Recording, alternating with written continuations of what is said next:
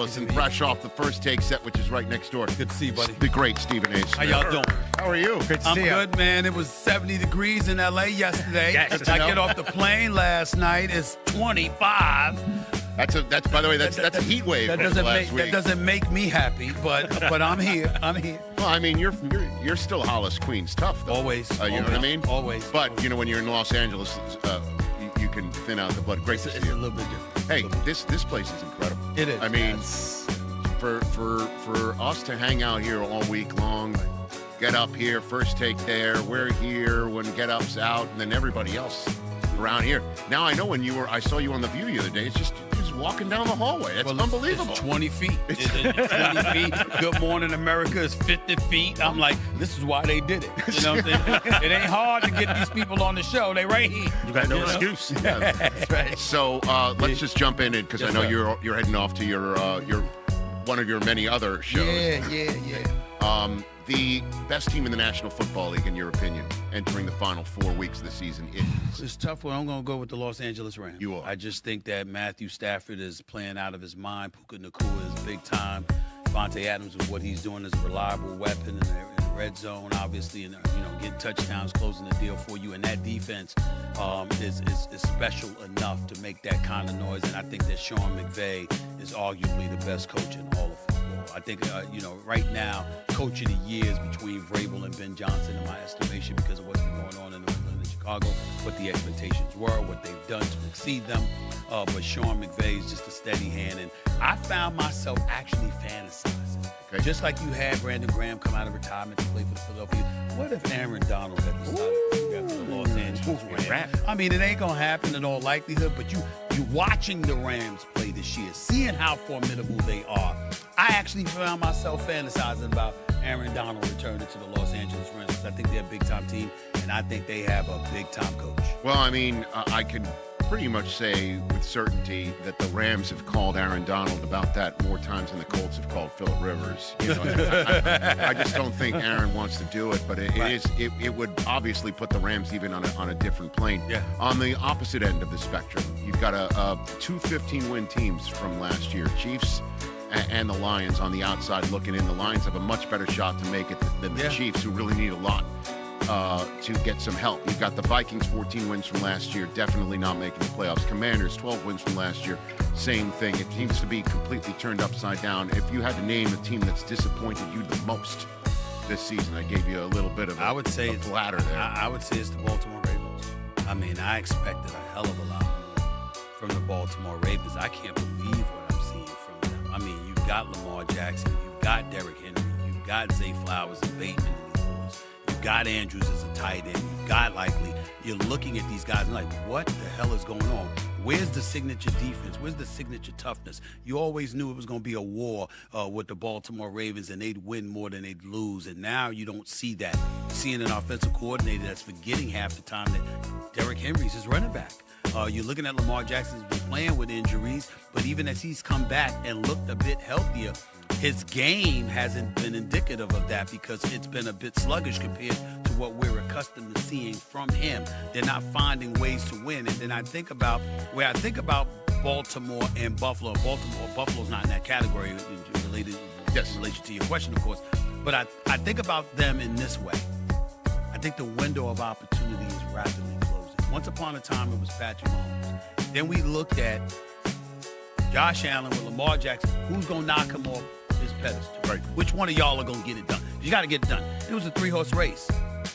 New England saying, nah, it's a new day. Denver saying, nah, it's a new day. Denver was on 10 straight. They haven't lost a home game in 14 months. They're like, nah, it's a new day.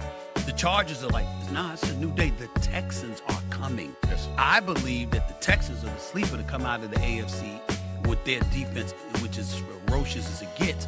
I'm just looking at this and I'm saying, how could Baltimore have fallen like this? I mean, they still got a chance, but they don't look good. They just don't. It's been difficult for, I think, a lot of us in the national media to wrap our arms around the idea that it is a new day, that there are a lot of teams coming for a new day. And it's been difficult to watch what the Eagles have gone through over the last 3 weeks, but the pieces are still there. I still can't put my finger on what the rest of the iceberg looks like. The problem with the Philadelphia Eagles is the offensive coordinator. And the reason I say that, it's not him like, oh my goodness, he doesn't know what he's doing. But here's the problem. He's a first-time coordinator. And when you look at Kevin Patullo, he doesn't deserve to have his house edged. Of course not. Right. Well, we don't need that kind of belligerence and stuff like that. We get it. But the flip side to it is this. You have the same weapons. A.J. Brown is still there. Devontae Smith is still there. You know, that offensive line, even though Lane Johnson was out, still there. Jalen Hurts is still there. What's going on? Right. And the difference is the offensive coordinator. And, you know, 1 minute you're running the ball more than you're passing it. Another minute you're passing the ball 113 times. But over a 3-game span, we're only running it 60 times. You look at Saquon Barkley. What the hell has happened to him? I went into Monday night's game because I was at the Chargers game against the Eagles. And I walked into the game saying there's an APB out for Saquon Barkley. LAPD looking for him. Where you gonna find him? And they found him because he showed up. 122 yards rushing, but they still lost. A.J. Brown has been one of the top 2 receivers in the game over the last 3 weeks. They still lost. A defense that's got a 21-point lead on the Dallas Cowboys. They lose the lead. You're like, what the hell is going on? And they just don't seem to know who they are, what their identity is. And unfortunately, I don't think it's something that you can just turn on and turn up. Because Seattle's going to have something to say about it. LA's going to have something to say about it. And the Detroit Lions showed you, that they're going to have something to say about it as well. I just knew it would happen. I told everybody, just be patient. Just wait for it. Right. Just wait for it. Everybody was excited. Even I was excited. I was like, you know what? Yeah. I'm like, Jerry's my buddy. That's my Libra buddy right there. And I said, damn it, I'm tired of rooting for him to lose. I mean, damn it, he's 83 years old. I want him to get something, all right? But when they lost, when they ended up going to Detroit and getting romped like that, I just laughed to myself because I kept telling everybody, be patient. Just wait. I didn't know it was going to be that game. Right. But I just said, just when you heap expectations on them, they will collapse. They just don't let me down. It's been 30 straight years. They haven't let me down. This is what they do.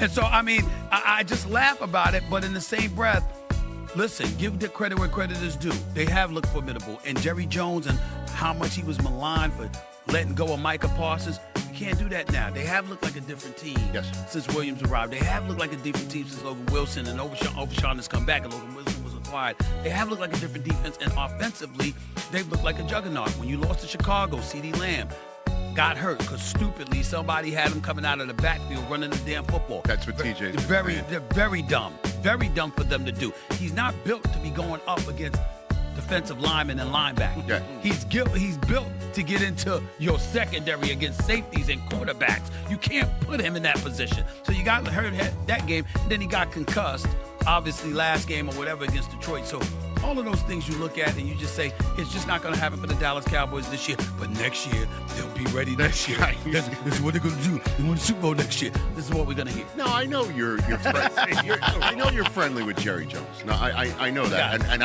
And one of my favorite moments of the year is when you were sitting with Jerry in that Monday night game in Dallas against Arizona. Yeah. And when things began to go south, they showed you, and at that point in time, you were like, I gotta run. I gotta get because it's like it's not great when you're around an owner of the NFL and it's going south. I got a lot of love for Jerry Jones. Yes. I've gotten to know him over the years.